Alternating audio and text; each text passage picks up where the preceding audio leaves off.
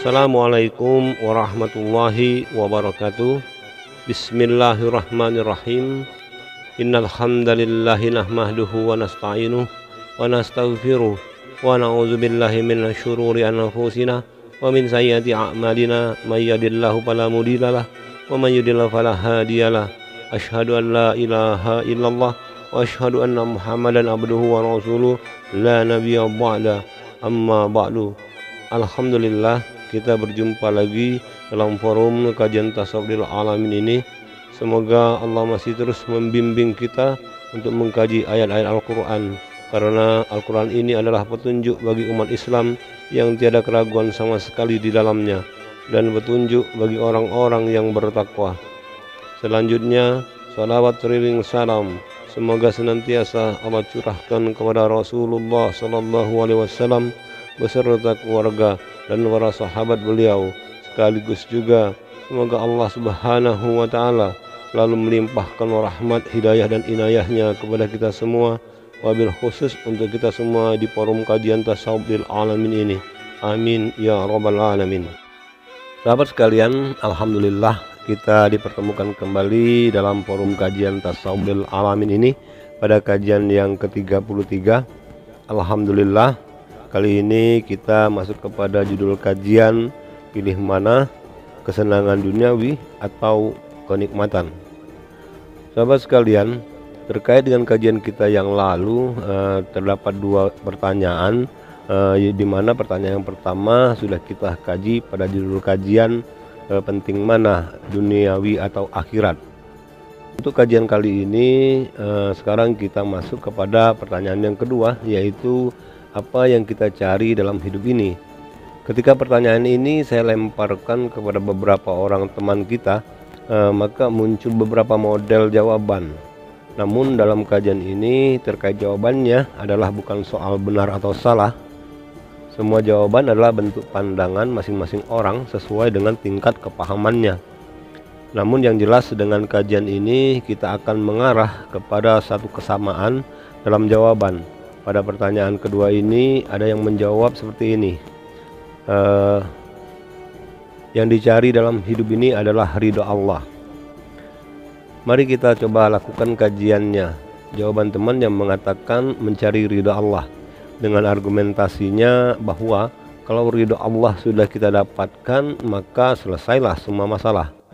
Ini jawaban yang baik dan memang baik jika terwujud. Namun pertanyaannya, bagaimana mengukurnya?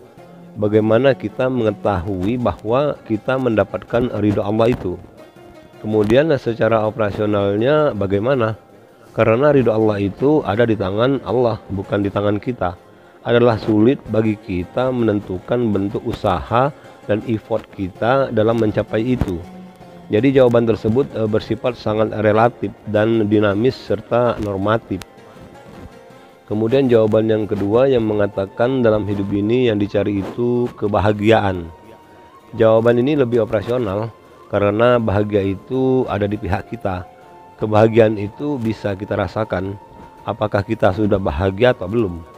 Jadi usaha yang kita lakukan untuk mencapai itu parameternya menjadi lebih jelas, bahwa usaha yang kita lakukan menghasilkan yang kita inginkan sehingga kita menjadi bahagia.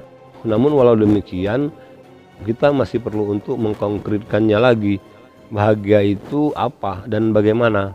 Karena bahagia pada si A berbeda dengan bahagia pada si B dan si C dan seterusnya. Untuk lebih mengkonkretkannya dengan satu pertanyaan, yaitu Anda bahagia jika apa? Dari sini akan muncul bermacam jawaban. Secara umum ada 3 jawaban, yaitu harta, kekuasaan, dan cinta. Orang bahagia karena harta, karena kekuasaan, dan karena cinta. Jadi di tahap ini kita sepakat dulu jika diformulasikan bahwa semua orang mencari kebahagiaan dalam hidup ini.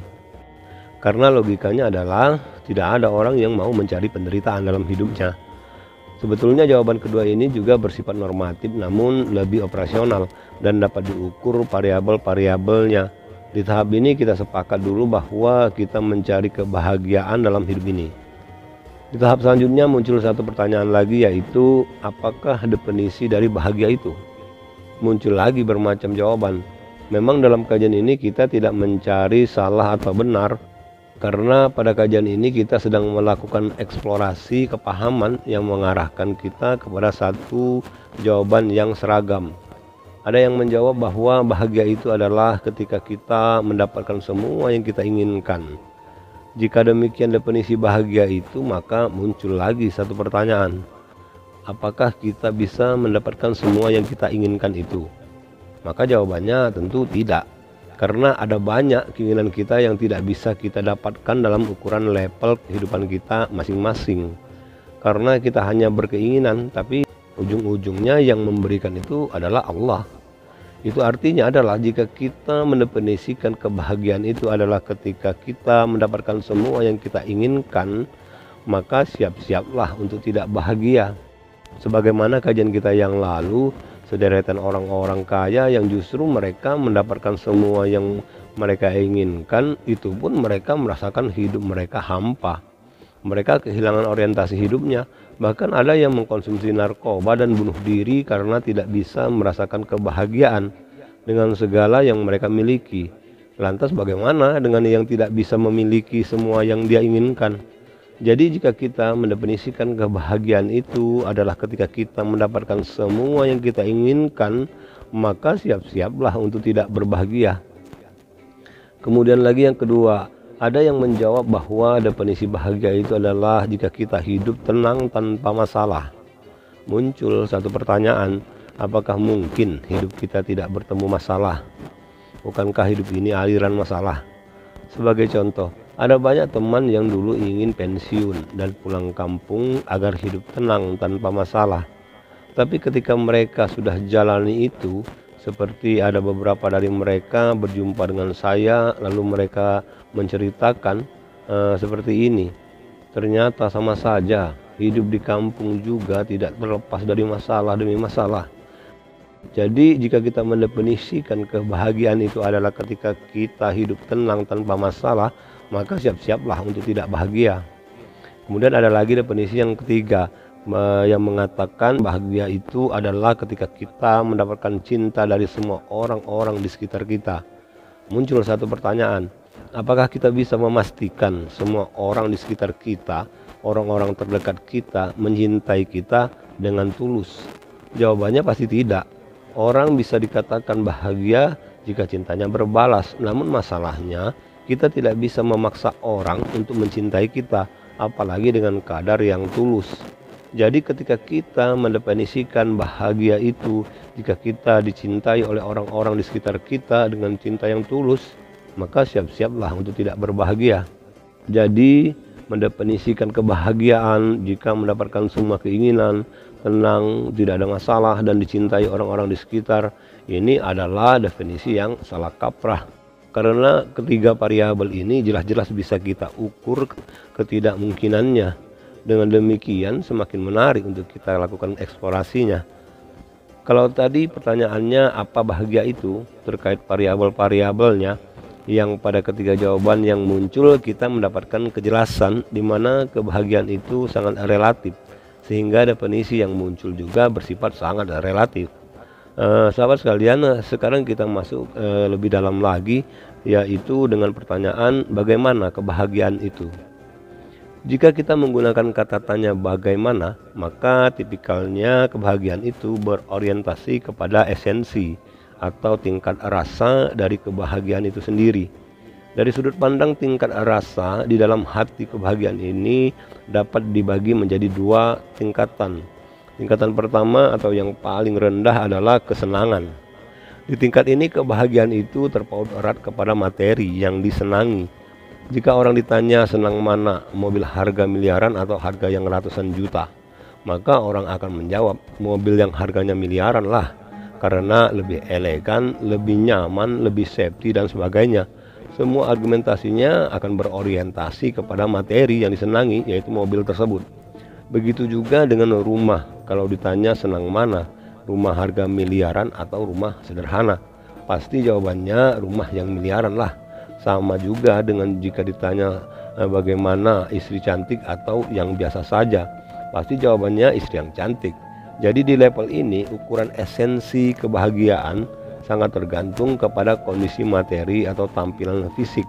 Ini artinya ketika materi atau fisiknya berubah maka hilanglah rasa bahagianya. Jika demikian, kebahagiaan dikaitkan dengan kesenangan maka itu pun sangat relatif dan normatif. Kemudian di tingkat kedua atau di level tertinggi, di tingkat ini kebahagiaan berorientasi kepada kenikmatan, tidak tergantung kepada kondisi materi atau fisik dari variabel yang melahirkan rasa kebahagiaan itu sendiri. Ketika orang berada di level ini, jika ditanya seperti ini, nikmatan mana, rumah miliaran atau rumah sederhana? Maka jawabannya belum tentu rumah miliaran. Bahkan orang-orang di level tertinggi ini cenderung akan menjawab nikmat rumah sederhana karena tidak was-was dan bisa tidur lebih nyenyak dan sebagainya. Begitu pula jika ditanya soal istri, mana yang nikmat, yang cantik atau yang biasa saja? Belum tentu yang cantik bikin nikmat. Bahkan yang lebih menjanjikan nikmat adalah istri yang biasa saja. Sahabat sekalian, perlu saya tegaskan sekali lagi, kajian tentang apa yang sebenarnya kita cari di dalam hidup ini yang terkait dengan kesenangan dan kenikmatan adalah bukan soal salah atau benar, tetapi kendati demikian tetaplah kita harus memilih salah satunya, dan perlu juga dipahami bahwa masing-masing pilihan akan ada konsekuensinya. Kemudian dalam menjatuhkan pilihan tersebut, apakah kesenangan atau kenikmatan, maka kita juga harus sepakat guide yang kita pakai adalah Al-Quran, sebagaimana kajian kita yang lalu terkait mana yang penting, dunia atau akhirat. Kemudian pada kedalaman kajian tersebut terkait apa yang kita cari dalam hidup ini, kita juga sudah sepakat tadi di awal bahwa yang kita cari adalah kebahagiaan. Kita telah melakukan eksplorasi dengan metode tanya jawab dan berujung kepada bahwa yang kita cari dalam hidup ini adalah kebahagiaan. Lalu setelah kita gali lebih dalam lagi, kita sampai kepada definisi dan hakikat sebenarnya dari kebahagiaan itu, di mana menunjuk kepada kenikmatan, bukan kesenangan terhadap materi atau fisik. Dan ini sejalan dengan firman Allah Subhanahu wa taala. Allah Subhanahu wa taala berfirman, "A'udzubillahi minasyaitonirrajim. Kullun nafsin za'iqatul maut wa innama tuwaffawna ujurakum yaumal qiyamah. Faman zuhziha 'anil nari wa udkhila 'alal jannah faqad faza wa ma hayatud dunya illa mata'ul ghurur." Yang artinya, setiap yang bernyawa akan merasakan kematian, dan hanya pada hari kiamat sajalah diberikan dengan sempurna balasanmu. Barang siapa dijauhkan dari neraka dan dimasukkan ke dalam surga, sungguh dia memperoleh kemenangan. Kehidupan dunia hanyalah kesenangan yang memperdaya. Surah Ali Imran ayat 185. Ayat ini adalah guide yang sangat kompleks, diawali dengan peringatan, yaitu kullu nafsin za'iqatul maut, bahwa semua yang bernyawa akan mati. Ini terkait erat juga dengan kajian kita yang lalu mengenai penting mana dunia atau akhirat. Kemudian kalimat selanjutnya, indama tuwaffawna ujurakum yaumal qiyamah, dan balasan akan disempurnakan di hari kiamat. Itu artinya jangan terlalu mengejar balasan di dunia, karena yang terpenting itu adalah balasan di akhirat. Target goalnya adalah kemenangan di akhirat, bukan di dunia ini. Dan ayat ini ditutup dengan penegasan wa mal hayatud dunya illa mata'ul ghurur, bahwa antara kesenangan dan nikmat itu adalah dua hal yang sangat berbeda. Dan Allah mewanti-wanti terkait kesenangan, karena kesenangan di dunia ini hanya akan memperdaya kita, sehingga jadilah kita orang-orang yang merugi.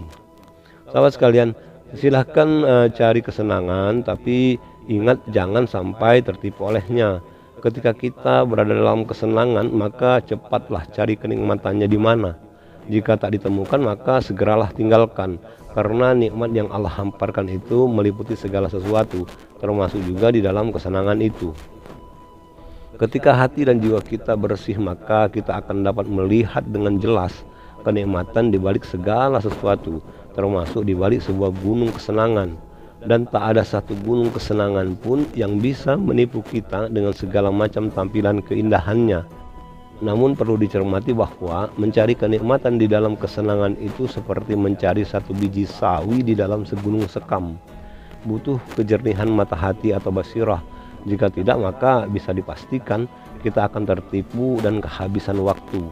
Sahabat sekalian, terkait hubungan sikap keislaman yang totalitas atau kafah atau kafatan dengan menyikapi duniawi ini, pada satu kesempatan bincang-bincang saya dengan salah seorang teman kita, di mana dia menyebutkan pendapatnya terkait hubungan sikap tersebut.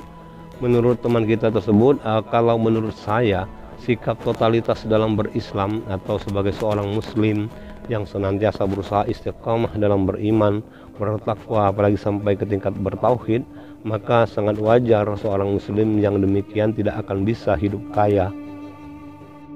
Inilah satu pendapat dari teman kita tersebut, katakanlah si Fulan. Inilah yang saya katakan keislaman dengan kepahaman sebatas ala kadarnya. Dari sudut pandang usahanya, maka orang yang berpendapat seperti ini tidak mutlak salah, hanya saja masih sangat perlu untuk disempurnakan.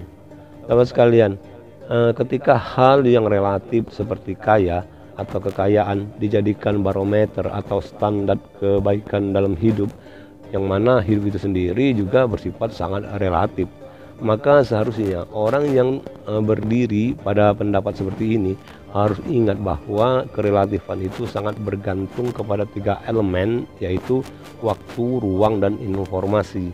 Ketika ketiga elemen tersebut bergerak atau berubah, maka semua pendapat atau anggapan yang ditautkan kepada elemen tersebut otomatis juga berubah. Salah satu contoh, kalau hari ini orang digelari kaya karena dia punya nilai harta senilai miliaran, namun kemudian besoknya informasi mengatakan dia adalah koruptor dan tertangkap tangan, maka waktu dan informasi serta ruang untuk dia yang digelari kaya itu sekonyong-konyong berubah drastis, seperti orang jatuh dari ketinggian. Sahabat sekalian, hal yang relatif itu tidak bisa dijadikan standar dalam kehidupan ini, karena hal-hal yang relatif itu hanya sebatas alat untuk mencapai standar kualitas diri manusia, bukan standar itu sendiri. Seorang muslim yang berdiri di jalur kafah atau kafatan, yang mereka istiqomah dalam keimanan, ketakwaan, dan ketauhidan, siapa bilang tidak bisa kaya? Bicara keterkaitan antara keislaman dan figur kaya raya, maka kita harus mengambil contoh figur yang proporsional, yaitu figur Nabi. Karena Nabi dan Rasul adalah jajaran manusia terpilih sebagai muslim yang kafah atau kafatan. Dari sejak zaman Nabi Adam hingga Rasulullah Shallallahu Alaihi Wasallam, yang namanya Nabi itu banyak sekali jumlahnya. Ada yang bilang sampai ribuan jumlahnya. Namun yang namanya ada di dalam Al-Quran hanya 25 orang Nabi. Dan dari 25 orang Nabi dan Rasul tersebut, apakah tidak ada yang kaya? Di zaman sekarang, orang kaya atau bourgeois itu disebut sebagai crazy rich. Seorang arkeolog kelautan asal Inggris bernama Dr. Simon Kingsley mengatakan bahwa Nabi Sulaiman adalah tokoh terkaya di dunia, yang kekayaannya tiada tanding, tiada banding. Ungkapan tersebut mengindikasikan bahwa kekayaan Nabi Sulaiman ini melebihi para crazy rich. Ada yang mencoba menghitung besaran kekayaan putra Nabi Daud ini. Disebutkan bahwa kisaran kekayaan yang dimiliki oleh Nabi Sulaiman adalah berkisar 2,2 triliun dolar Amerika Serikat. Itu artinya Nabi Sulaiman adalah manusia terkaya sepanjang masa, dan dia adalah seorang muslim. Jadi seorang muslim yang kafatan itu bukannya tidak bisa kaya, namun dari kisah 25 orang nabi, hanya ada satu nabi yang kaya, bahkan kekayaannya tidak tertandingi, yaitu Nabi Sulaiman. Kendati kenabiannya sudah ditutup 3000 tahun yang lalu, namun dari kisah tersebut ada satu poin penting sebagai pelajarannya, yaitu seorang muslim yang kafah atau kafatan itu bukan tidak bisa kaya, tapi mereka sangat paham kelemahannya terhadap kekayaan duniawi itu sendiri.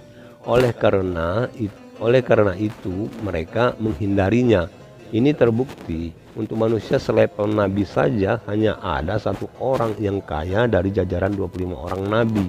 Itu artinya peluang kebaikan hidup berada dalam kekayaan duniawi atau sibuk dengan harta duniawi hanya 1/25 atau 4% saja dari semua jumlah manusia di muka bumi ini. Atau jika diskalakan pada kondisi sekarang ini, kondisi di level manusia biasa, maka rumusan logikanya adalah total populasi dunia usia 14 tahun sampai 65 tahun yaitu berkisar 5 miliar jiwa dikali 1/25 dikalikan lagi dengan 1% dikali lagi 24% total populasi muslim dunia dan dikali lagi 10% dari golongan kafatan, maka muncul angka berkisar di 2 kali 10 pangkat minus 40. Itu artinya tidak ada lagi satu orang muslim kafatan yang mau hidup kaya di dunia ini.